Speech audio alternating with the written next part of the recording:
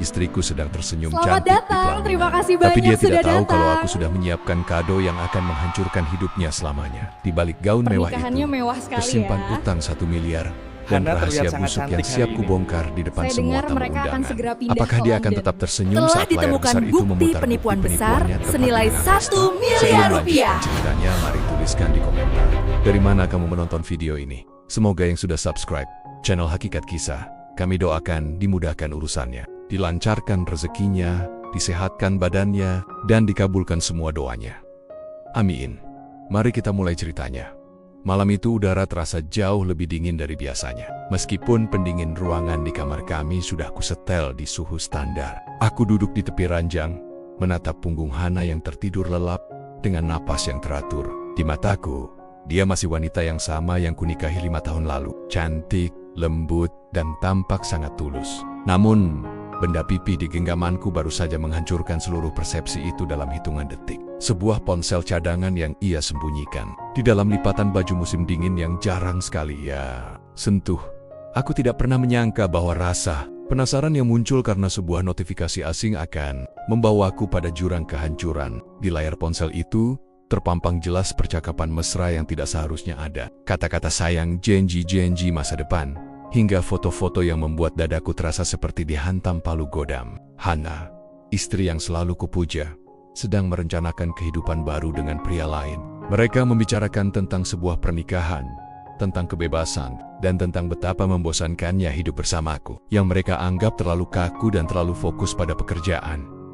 Tanganku gemetar hebat, namun aku memaksakan diri untuk tetap diam. Jika aku berteriak sekarang, jika aku membangunkannya dan memaki wajah cantiknya itu, aku hanya akan mendapatkan drama permohonan maaf yang palsu. Aku mengenal Hana. Dia adalah aktris yang hebat. Dia akan menangis, bersimpuh di kakiku, dan mencari 1000 alasan untuk membenarkan pengkhianatannya. Tidak, aku tidak ingin sebuah konfrontasi yang murahan. Aku ingin sesuatu yang jauh lebih permanen. Sesuatu yang akan membuatnya menyesal telah menganggapku sebagai pria bodoh yang bisa ia injak-injak harga dirinya.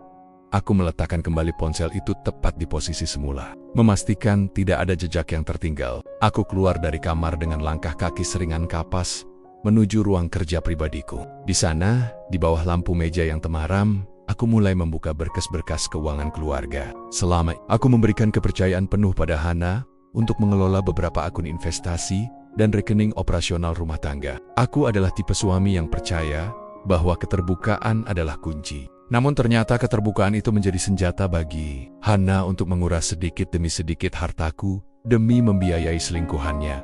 Pelan, namun pasti, aku menemukan banyak kejanggalan. Ada aliran dana yang keluar secara rutin ke sebuah rekening yang tidak aku kenal. Nilainya tidak kecil, bahkan jika dijumlahkan selama 1 tahun terakhir, angkanya sudah mencapai ratusan juta. Belum lagi pinjaman-pinjaman atas nama pribadi yang ia ajukan dengan memalsukan tanda tanganku sebagai penjamin.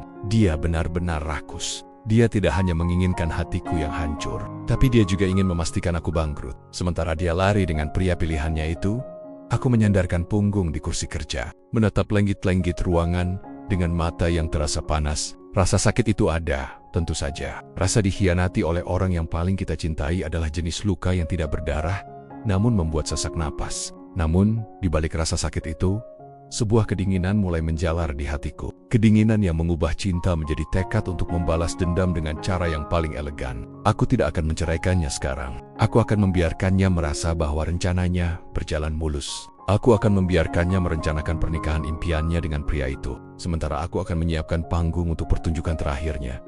Hana mengira dia sedang bermain catur denganku dan dia sudah berada di posisi skakmat. Dia tidak sadar bahwa aku baru saja mengganti seluruh papan caturnya. Setiap senyum yang akan kuberikan padanya mulai besok adalah sebuah kepalsuan yang terencana. Setiap kata manis yang keluar dari mulutku adalah umpan yang akan membuatnya semakin berani melangkah menuju lubang yang sedang kugali sendiri untuknya. Aku akan menjadi suami paling sempurna di dunia dalam beberapa bulan ke depan. Hanya untuk memastikan jatuhannya nanti akan terasa jauh lebih menyakitkan dari apapun yang bisa ia bayangkan. Pagi harinya, Hana bangun dengan wajah segar dan senyum manis yang biasa ia tunjukkan. Ia menyapaku, menyiapkan kopi, dan mengecup pipiku sioliola.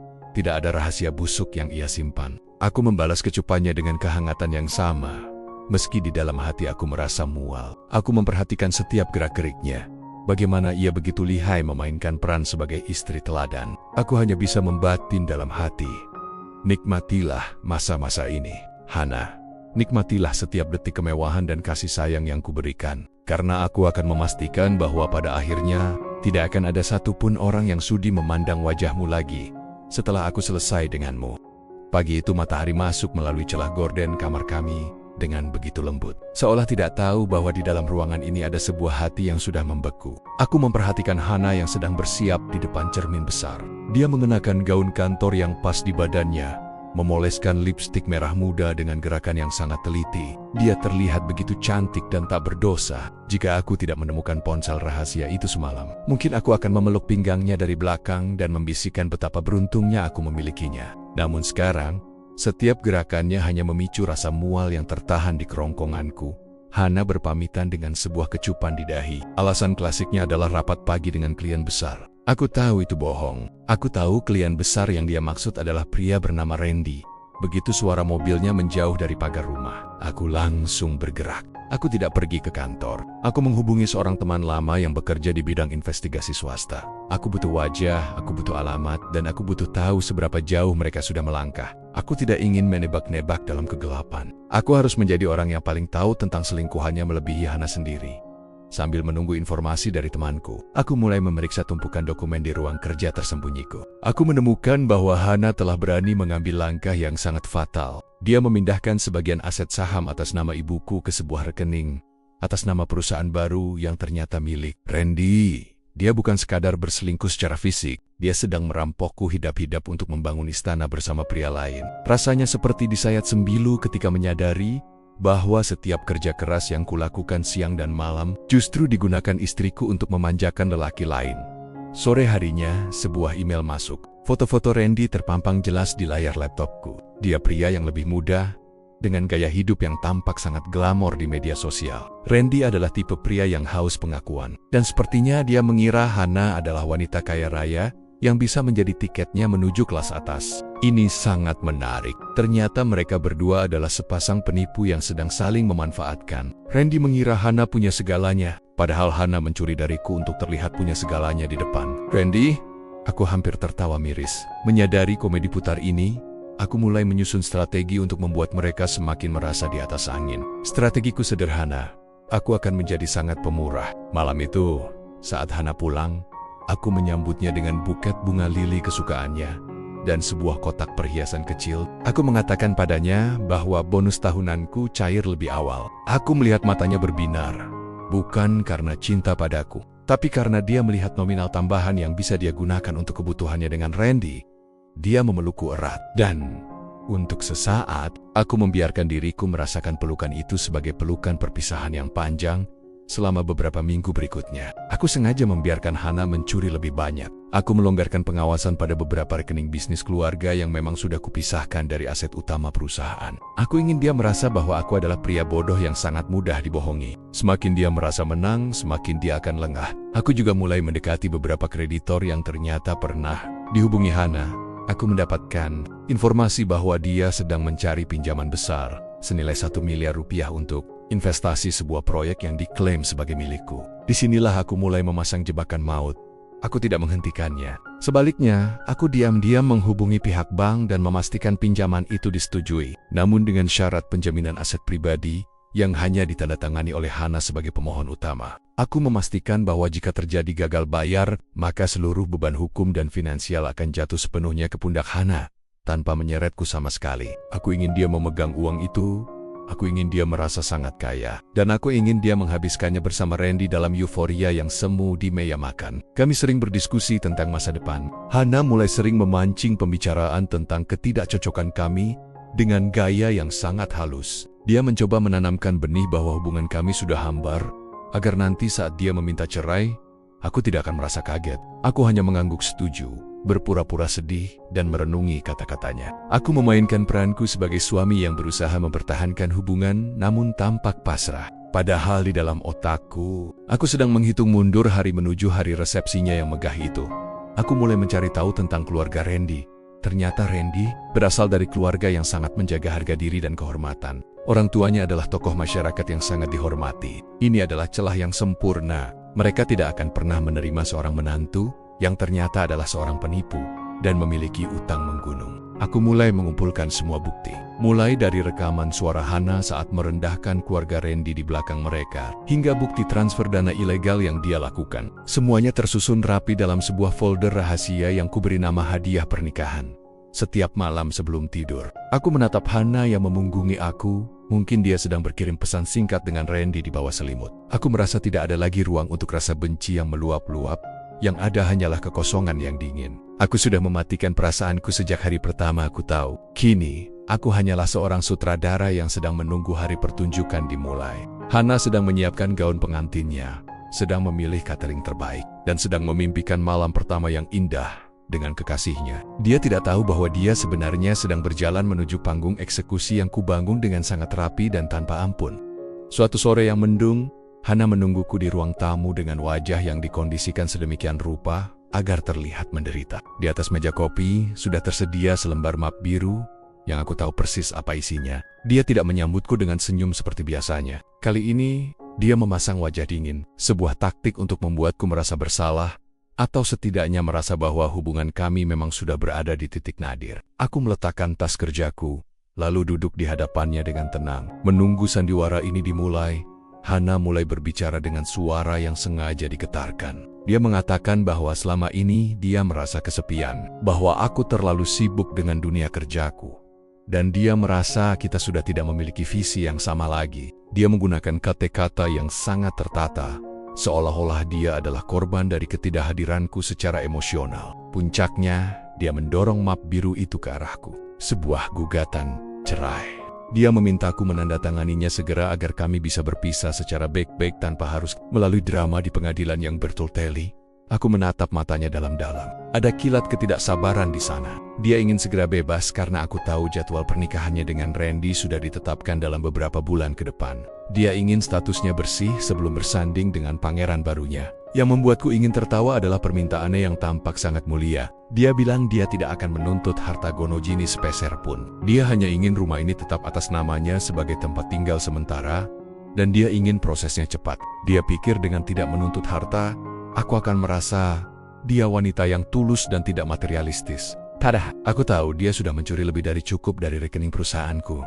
Aku mengambil pulpen dari saku kemejaku tanpa bertanya banyak. Aku tidak membantah, tidak menangis, dan tidak memohon agar dia bertahan. Reaksiku yang terlalu tenang ini sepertinya sempat membuatnya bingung. Dia mungkin mengharapkan aku akan mengamuk sehingga dia punya alasan tambahan untuk membenciku. Namun, aku hanya tersenyum tipis dan menandatangani berkas itu di depannya. Aku katakan padanya bahwa jika kebahagiaannya bukan lagi bersamaku, maka aku tidak punya hak untuk menahannya. Kalimat itu membuatnya terlihat lega sekaligus menang. Setelah tanda tangan itu dibubuhkan, sikap Hana berubah drastis dalam hitungan hari. Dia menjadi lebih terbuka tentang teman dekatnya. Walau belum berani menyebut nama Randy secara terang-terangan di depanku, aku pun mulai berkemas, memindahkan barang-barang pribadiku ke sebuah apartemen yang sudah kusiapkan. Aku membiarkannya merasa bahwa dia telah berhasil menyingkirkanku dengan mudah. Aku membiarkannya merasa bahwa aku adalah pria lemah yang kalah dalam persaingan cinta. Di balik kepasrahanku, aku sedang memantau setiap pergerakan rekening banknya yang kini mulai terkuras habis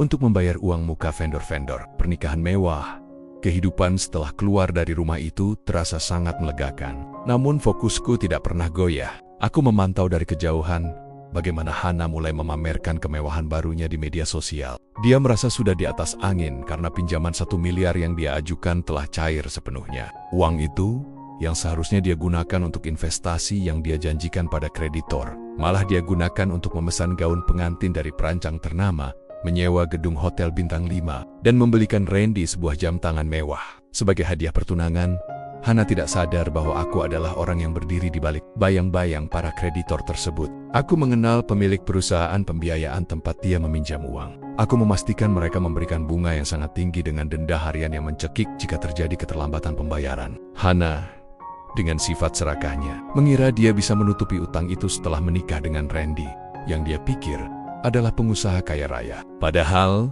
melalui mata-mataku, aku tahu bahwa Randy juga sedang berada di ambang kebangkrutan dan berharap pernikahan ini akan memberinya akses ke kekayaan. Hana yang sebenarnya adalah uangku. Persiapan pernikahan mereka menjadi buah bibir di kalangan sosialita. Mereka menyebutnya sebagai Wedding of the Year. Aku hanya bisa tersenyum simpul membaca berita-berita itu. Aku mulai menghubungi beberapa kolega bisnis yang juga diundang oleh Hana. Dengan gaya bicara yang sangat santai, aku menebar benih keraguan. Aku bercerita tentang betapa sedihnya aku karena mantan istriku terjebak dalam masalah utang yang sangat besar. Seolah-olah aku mengkhawatirkannya. Informasi ini merayap pelan menjadi deses-deses di kalangan pengusaha, menunggu waktu yang tepat untuk meledak.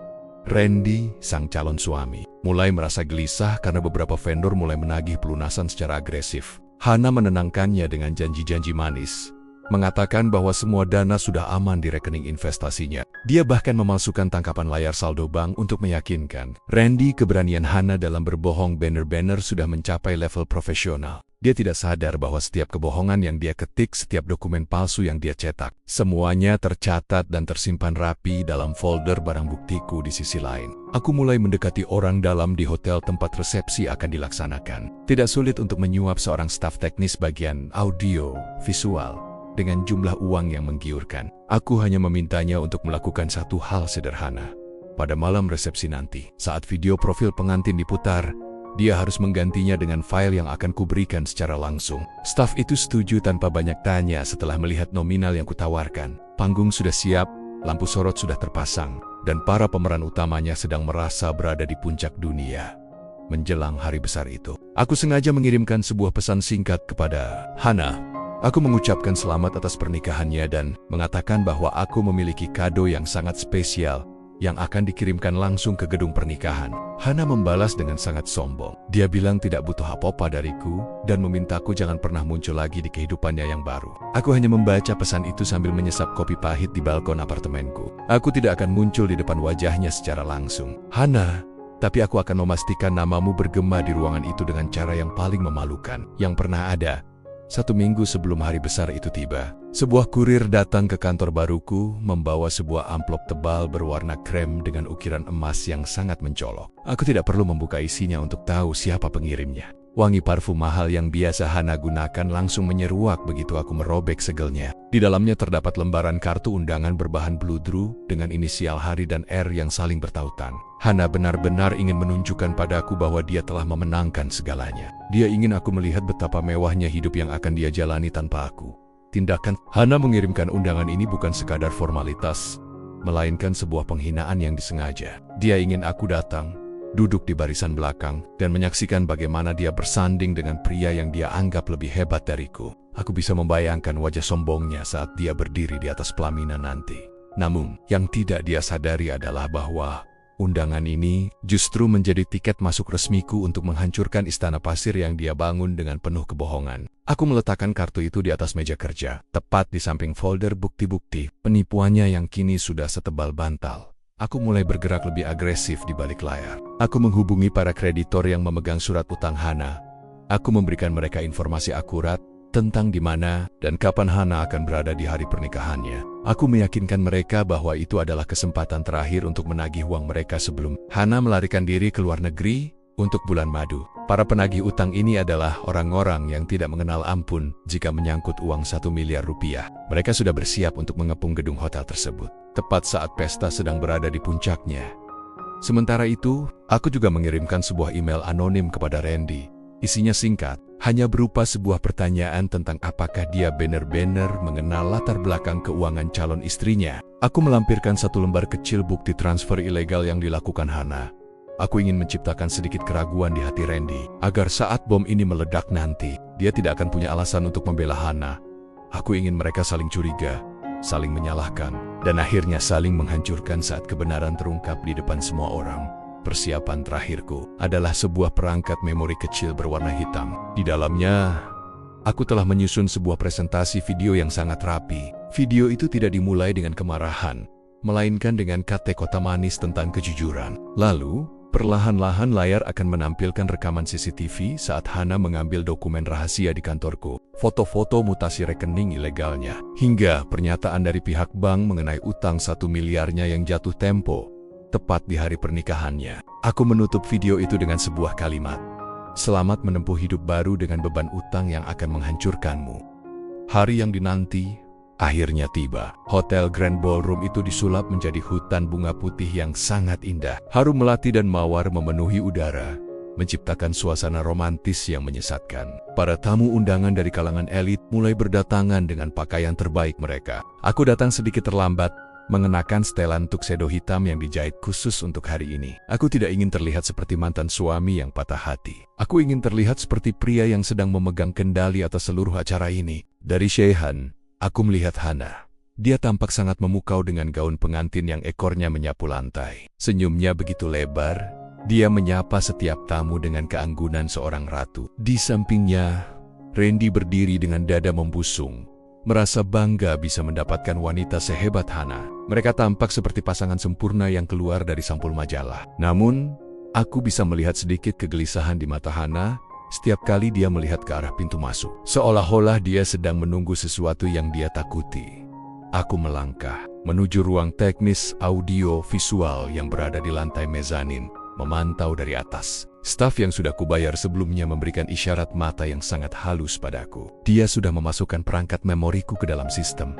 Semua sudah siap, Pak, bisiknya pelan. Aku mengangguk dan memberinya sisa pembayaran yang dijanjikan. Sekarang, yang perlu kulakukan hanyalah menunggu momen transisi setelah acara pemotongan kue. Saat Mike akan meminta semua tamu memperhatikan layar besar untuk melihat video. Perjalanan cinta kedua mempelai. Aku kembali ke area ballroom dan berdiri di sudut yang cukup gelap, memegang segelas minuman. Aku memperhatikan bagaimana Hana dan Randy naik ke atas panggung utama. Lampu ballroom perlahan-lahan mulai meredup, menciptakan suasana dramatis. Hana menggandeng lengan Randy dengan mesra. Wajahnya menghadap ke layar besar dengan binar kebahagiaan yang sangat palsu. Dia sedang menunggu video berisi momen-momen manis. Mereka diputar untuk dipamerkan kepada semua orang. Hatiku berdetak tenang. Hampir tidak ada rasa benci lagi. Yang ada hanyalah kepuasan karena keadilan akan segera ditegakkan.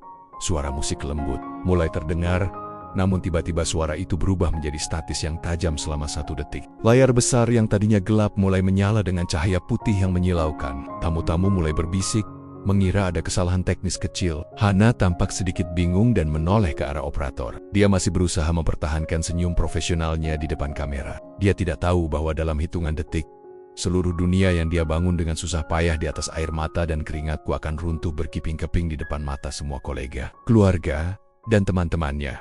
Detik-detik sebelum video dimulai terasa sangat lambat. Aku menatap punggung Hana untuk terakhir kalinya sebagai orang yang pernah aku sayangi. Di dalam kepalaku, aku mengucapkan selamat tinggal pada kenangan masa lalu kami. Saat video itu akhirnya menampilkan wajah Hana yang sedang menandatangani surat utang secara sembunyi-sembunyi.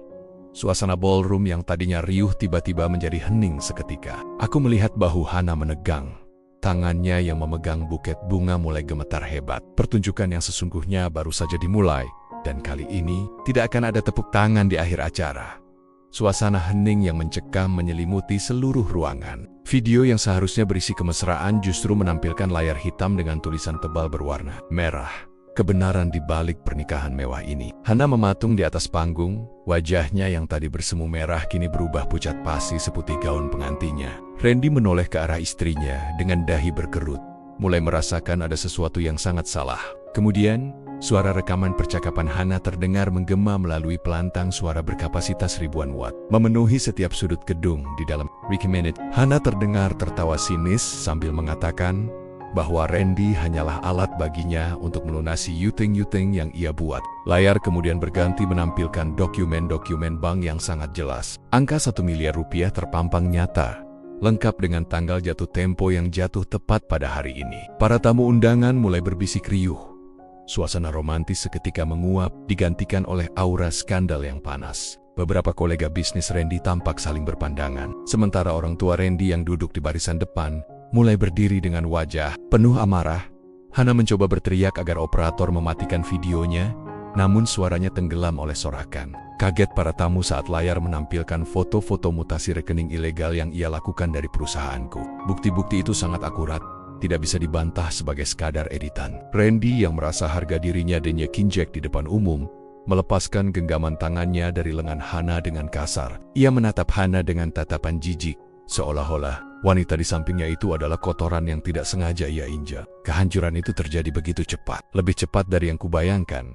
Puncak dari video itu adalah sebuah pernyataan tertulis dariku yang muncul di akhir durasi. Aku menuliskan bahwa setiap kemewahan yang mereka nikmati malam ini dibiayai oleh uang hasil penipuan yang beban utangnya kini sepenuhnya ada di tangan Hana. Saat video berakhir dan lampu ballroom menyala terang, semua mata tertuju pada Hana.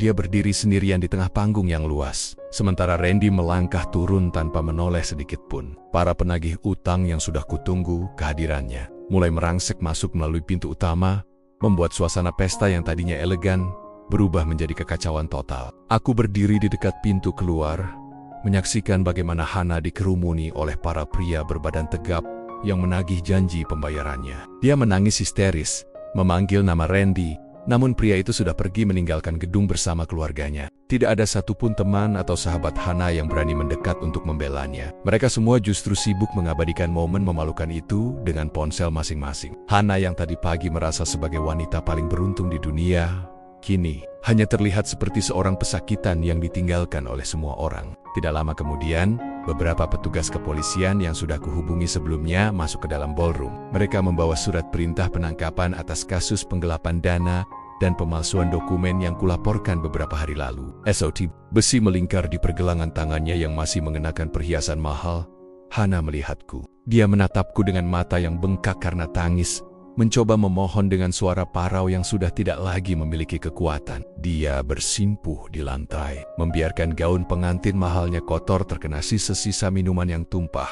Namun aku hanya menatapnya dengan wajah datar. Aku melangkah mendekatinya untuk terakhir kalinya, berjongkok agar mataku sejajar dengan matanya. Aku membisikkan kata-kata yang sudah kusimpan sejak lama, bahwa kepercayaan adalah sesuatu yang tidak bisa dibeli dengan uang 1 miliar. Aku katakan padanya bahwa ini bukanlah akhir dari penderitaannya, melainkan baru awal dari kehidupan barunya di balik jeruji besi dengan beban utang yang akan menghimpitnya sampai kapanpun. Setelah itu, aku berdiri dan berjalan pergi tanpa menoleh lagi, meninggalkan Hana yang sedang diseret keluar oleh petugas menuju mobil tahanan di tengah kerumunan wartawan yang mulai berdatangan di luar gedung. Udara malam terasa begitu segar. Aku menarik napas dalam-dalam, merasakan beban berat yang selama ini menghimpit dadaku akhirnya terangkat sepenuhnya. Balas dendamku telah usai. Namun yang lebih penting adalah aku telah mendapatkan kembali harga diriku. Hana akan menghabiskan sisa usianya untuk membayar setiap kebohongan yang ia buat. Sementara Randy harus menanggung malu karena hampir menikahi seorang penipu kelas kakap. Aku masuk ke dalam mobilku, menyalakan mesin, dan mulai berkendara menjauhi gedung itu. Malam ini, aku tidak hanya merayakan kehancuran seorang pengkhianat, tetapi juga merayakan awal hidupku yang baru. Di dalam cermin spion, aku melihat lampu-lampu hotel semakin mengecil dan menghilang. Tidak ada lagi rasa sakit, tidak ada lagi dendam yang tersisa. Aku pulang ke tempat tinggal baruku dengan hati yang tenang, mengetahui bahwa keadilan telah menemukan jalannya sendiri. Esok hari, matahari akan terbit lagi, dan kali ini aku akan menyambutnya sebagai pria yang benar-benar bebas dari bayang-bayang masa lalu yang kelam.